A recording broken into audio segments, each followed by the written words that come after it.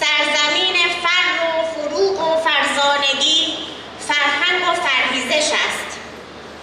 من پروا ندارم بگویم که ایران فرهنگی ترین سرزمین گیتی است. کنون رخش اندیشه را زین کنید، جهان را به شاهنامه آذین کنید.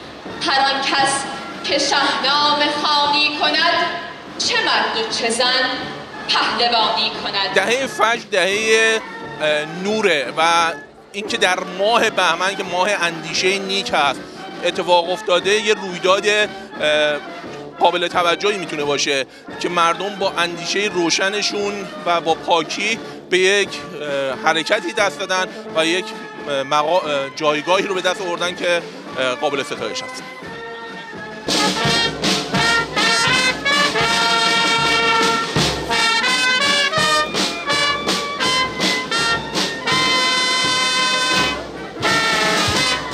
تقارن هم جشن صدر رو با دهه فجر، پیروزی انقلاب اسلامی شادباش میگم و از اینکه در حقیقت ما در زیر سایه نظام جمهوری اسلامی در کنار دیگر هموطنانمون با راحتی با شادی میتونیم زندگی کنیم. بسیار خوشحالیم.